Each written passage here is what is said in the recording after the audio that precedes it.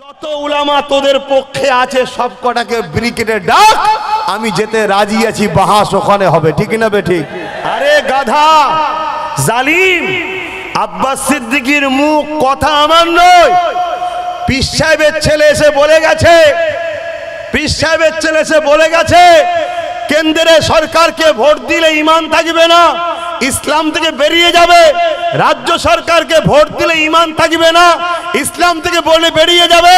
অতে আমিও বলছি, আরে তোর কথা আলাদা, আব্বাস সিদ্দিকী যে কথা বলেছে ক্ষমতা তো তোদের দুজনেরই হাতে আছে।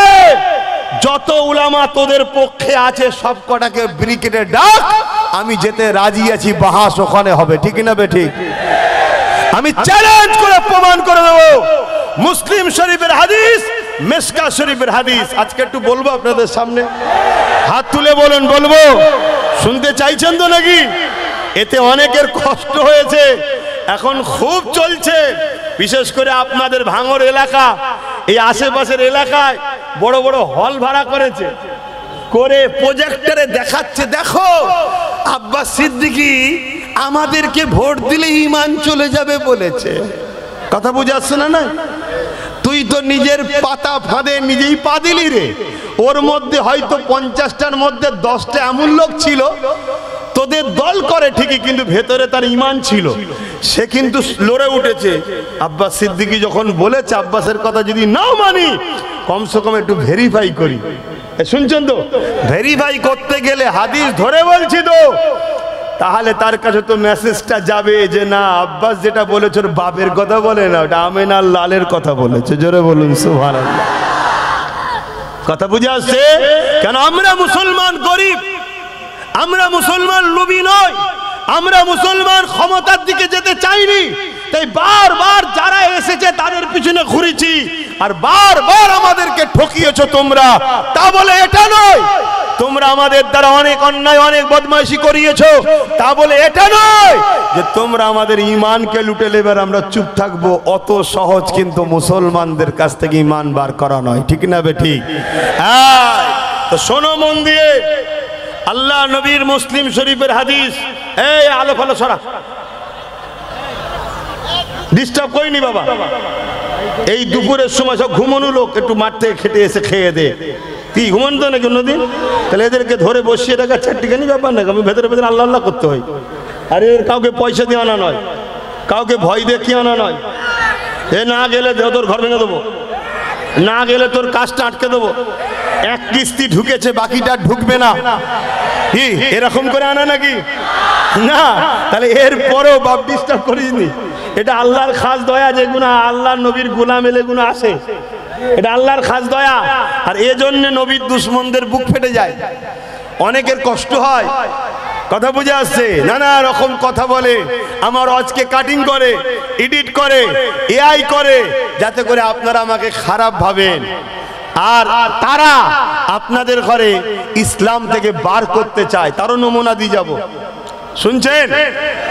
আল্লাহ নবী বললেন, যতক্ষণ উম্মত তোমার অন্তরে ঈমান থাকবে ততক্ষণ পৃথিবীর কোনো শক্তি উম্মতকে মিটাতে পারবে না। জোরে বলুন সুবহানাল্লাহ। তাই এই উম্মতের অন্তর থেকে ঈমানকে মিটাবার হাজারো ষড়যন্ত্র চলছে। তাই বলে দিয়ে যায়, অ্যাকচুয়ালি কথা হলো এটাই। আল্লাহ রসুল বললেন, মুসলিম শরীফের হাদিস, অন্যায় দেখলে হাত দিয়ে রোখো। অন্যায় দেখলে বলেন, একটু আওয়াজ দেন, হাত দিয়ে রোখো। যদি হাত দিয়ে রুখতে না পারো, মুখ দিয়ে প্রতিবাদ করো। যদি মুখ দিয়ে প্রতিবাদ করতে না পারো, অন্তর থেকে ঘৃণা করে দূরে সরে যাও। এই অন্তর থেকে ঘৃণা করে দূরে সরে যাও বলেই রসুল বলছেন, অন্তর থেকে ঘৃণা করে দূরে সরে যাওয়া, এই নমুনাটা হলো খুবই দুর্বল ঈমান। কিন্তু ঈমান আছে, ঈমান আছে কিন্তু দুর্বল। কারণ আমাদের সমাজে সবার ক্ষমতা নেই হাত দিয়ে রুকা, সবার ক্ষমতা নেই মুখ দিয়ে প্রতিবাদ করা। কমসে কম রসুল বলছে এই নমুনাটা যেন থাকে। জালিম অন্যায় দেখলে অন্তর থেকে ঘৃণা করে দূরে সরে যাও। যদি এর মধ্যে কোনোটা না থাকে, তাহলে তার মধ্যে ঈমান, জোরে বলুন, নাই। এটা গেল মুসলিম শরীফের হাদিস। মিশকাত শরীফের হাদিস শুনছেন? মিশকাত শরীফের হাদিস, আল্লাহর নবী বলছেন কেউ জালিম, মন দিয়ে শুনবেন, উত্তর নেব কিন্তু, কেউ জালিম জানার পরও যদি তার সাথ কেউ দেয় তাকে শক্তিশালী করার জন্য, আল্লাহ রসুল বলছে সে ইসলাম থেকে ওই মুসলমান বেরিয়ে যায়। শুনছেন আমার কথা? বুঝতে পেরেছেন কি? কেউ জালিম, উদাহরণস্বরূপ আমি জানতে চাইছি, আমার দেশের প্রধানমন্ত্রী জুলুম করছে না করে না? আওয়াজ দিয়ে বলুন জালিম হ্যাঁ কি না? কারা কারা জালিম মানেন একটু হাত তুলে দেখাবেন। এই হাত সত্য তো না আমার সামনে খুশি? হ্যাঁ, হাত নামান। তাহলে আপনারা নিজেরাই সাক্ষী দিচ্ছেন কেন্দ্র সরকার জালিম। জালিম জানার পরেও রসুল বলছেন কেউ যদি তাকে এই নিয়েতে সাপোর্ট করে যাতে সে শক্তিশালী হয়, আল্লাহ রসুল বলছে সে ইসলাম থেকে বেরিয়ে যাবে। তাহলে কোন মুসলমান কেন্দ্র সরকারকে ভোট দিতে পারবেন? যদি দেন রাসূলুল্লাহর কথা অনুযায়ী ইসলাম থেকে, জোরে বলুন, বেরিয়ে যাবে। তাহলে আমি জানতে চাইছি, একদম দিল থেকে বলবেন, ঘাবড়াবার কিছু নেই, আল্লাহ ছাড়া কাউকে ভয় করবেন না। আমার রাজ্য সরকার জালিম হ্যাঁ কি না? কারা মানেন হাত তুলে দেখান। একমত তো? আমিও জানি ও বিরাট বড় জালিম। সব থেকে বড় জালিম হলো বিশ্বাসঘাতক, চিটিংবাজ। আমাদেরকে বলেছিল আন্দোলন করতে হবে না, আমি থাকতে ওয়াকফ যেতে দেবো না, কিন্তু গাদ্দার বিজেপির সঙ্গে সেটিং হয়ে বলল এক হয়ে গেছে। করেছে না করে না? আপনারা শুনেছেন তো নাকি? তাহলে এটা একটা জুলুম না জুলুম নয়? আমার মসজিদের মতো সম্পদ, কবরস্থানের মতো সম্পদ, ঈদগার মতো সম্পদ, খানকার মতো সম্পদ আজকে কেন্দ্র সরকার লুটছে, আর এ তার সাথে এক হয়ে ওয়াকফকে, আইনকে মেনে নিয়েছে। ঠিক তো নাকি? তারপরে তামান্না মতো ছোট বোনকে বোম মেরে মেরে ফেললো। তারপরে ওবিসি মুসলমানদের চাকরি ফাকরি শেষ করে দিল। তারপরে বলেছে কোরআন শেষ হয়ে যাবে, আমার উন্নতি শেষ হবে না। এই কথাটা জালিম না জালিম নয়? তারপরে আরো কথা বলছি শোনেন, আপনাদের ঘরে প্রসাদ খাইয়ে কাফের বানাতে চেয়েছে না চাইনে? রেশনের মাধ্যমে প্রসাদ খাইয়েছে না খায়নি? কেন নবী বলেছে ঈমান থাকলে হারাতে আমাদেরকে কেউ পারবে না। তো এ বেঈমান আমাদেরকে প্রসাদ খাইয়ে বেঈমান বানাতে চেয়েছে, যাতে করে এরা যখন আমাদেরকে মারবে আমরা জিততে না পারি। তাহলে বলুন, রাসূলুল্লাহর হাদিস জালিম জানার পরেও কোন মুসলমান যদি তাকে সাথ দেয়, তাকে ভোট দেয়, মানে সাপোর্ট করে, ভোট দেওয়া মানে কি? সাপোর্ট করা তো নাকি? জোরে বলেন। রাসূলুল্লাহর হাদিস অনুযায়ী সেই ইসলামে থেকে বেরিয়ে যায়। তাহলে আজকে বলুন, রাজ্য সরকারকে জালিম জানার পরেও এই জালিমকে কোন মুসলমান যদি ভোট দেয়, সেই ইসলাম থেকে বেরোবে না বেরোবে না? হাত তুলে বলুন একমত তো নাকি? একমত তো? তাহলে আমার একটা শেষ কথা আপনাদের কাছে, অন্যদিকে যাচ্ছি, আমি অন্যদিকে যাচ্ছি। এই কথাগুলোকে কেটে নিয়ে যে কোনো একটা বুজুর্গর সঙ্গে আমার কথাকে সেটিং করেছে। তিনি বলেছিল সাথ দেওয়া যাবে, আর আমি বলছি ঈমান চলে যাবে, কথা ইসলাম থেকে বেরিয়ে যাবে। অ্যাকচুয়ালি তিনি বলেছে কবে? যখন এই সব মুখোশগুলো খুলে এই সব মুখগুলো দেখায়নি, যখন বলেন কোরআন শেষ হয়ে যাবে, যখন এরকম গাদ্দারি করেনি, প্রথম প্রথম যখন আসছিল 10,000 মাদ্রাসা দেবো, এটা দেবো, ওটা দেবো, সেটা দেবো বলেছিল না, তখন তিনি বলেছিলেন যে কে সাথ দেওয়া দরকার। আরে কোন জায়গায় যদি কেউ বলে মসজিদের জন্য টাকা দাও, আপনি দেবেন না? দেবেন না। কিন্তু যখন জেনে যাবেন মসজিদের টাকায় সে মদ খাচ্ছে, আর দেবেন? তাহলে এই প্রথম বলা তো খারাপ নয় যে দাও, তাকে তো ভালো মনে করে বলেছে, দিয়েছে। কিন্তু আজ যখন জানা গেছে, ওরে শয়তান, তুই তো ঘুমটার মধ্যে একটা ইবলিশ শয়তান বসেছিলিস, আজ সাথ দিয়া যেতে পারে। এবার যদি দেয় রাসূলুল্লাহর হাদিস অনুযায়ী ইসলাম থেকে, জোরে বলুন। এটা আমার নবীর কথা বলেছি।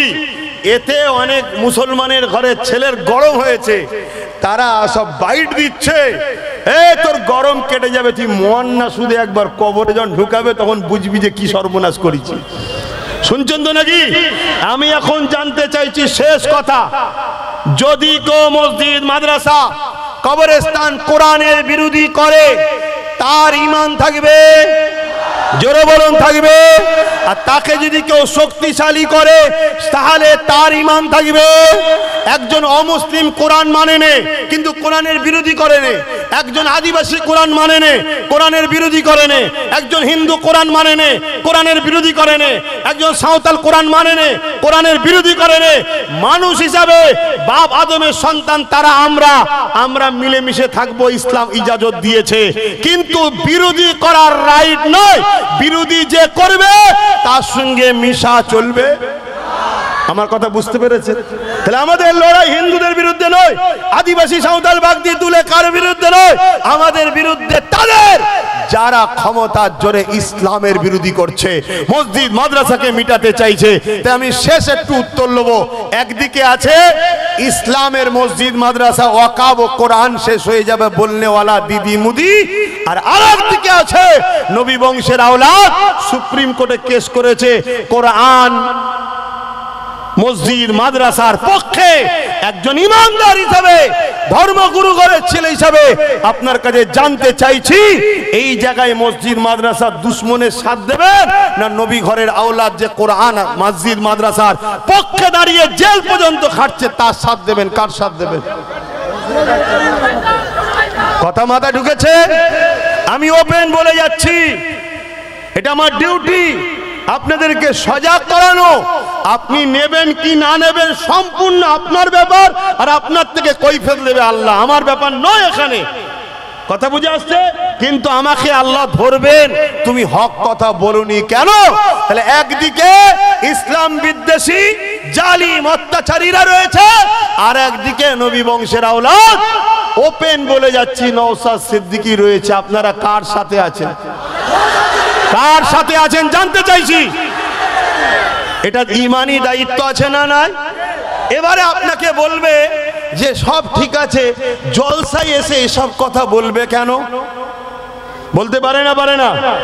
যারা বলবে তাদের উদ্দেশ্য করে আমার মেসেজ, ওই দিন জলসায় এসে বসা বন্ধ হয়ে যাবে যেদিন আমার ধর্মীয় পবিত্র ইফতারকে পার্টির নামে রাজনীতি করা বন্ধ হবে।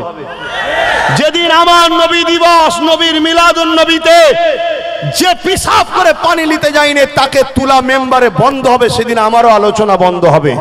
যেদিন রাজনীতির নেতারা শিক্ষা স্বাস্থ্য কর্মসংস্থান বাদ দিয়ে মসজিদ দিয়ে কবরস্থান ঈদগাহ খানকা নিয়ে কোরআন শেষ হয়ে যাবে বলা বন্ধ হবে, সেদিন এখান থেকে আমারও বলা বন্ধ হয়ে যাবে। আগে তোরা বন্ধ কর। তোরা যদি আমার ধর্মে হস্তক্ষেপ করিস, উলামাদের দায়িত্ব তোদের কলজেই হাত ঢুকিয়ে দিয়া দরকার আছে না? তাই আব্বাস সিদ্দিকী বলছে আপনাদের অসুবিধা হচ্ছে।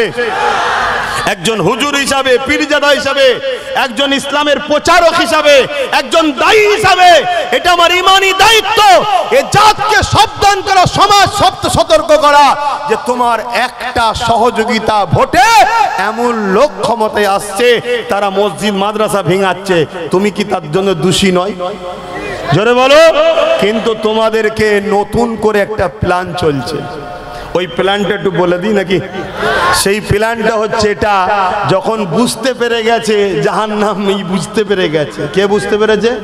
জাহান্নামী। বুঝতে পারছেন তো নাকি? হ্যাঁ, বুঝতে পেরে গেছে শয়তান যে আমার মুখ উঠে গেছে, পর্দা উঠে গেছে, মানুষ সব চিনতে পেরে গেছে যে আমি যে কত বড় পেতনি, লোক বুঝে নিয়েছে।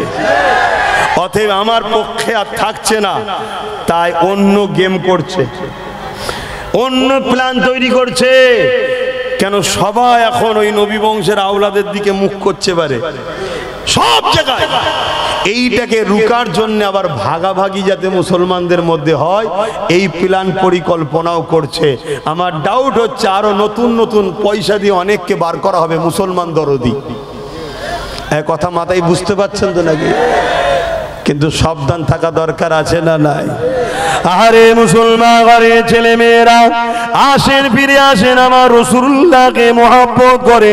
কেন আমি বলবো না যে নবী আমার কত কষ্ট করে এই জমিনে আমাদেরকে মসজিদ করা শিখালো, যেখানে আল্লাহকে সিজদা দেওয়া হবে।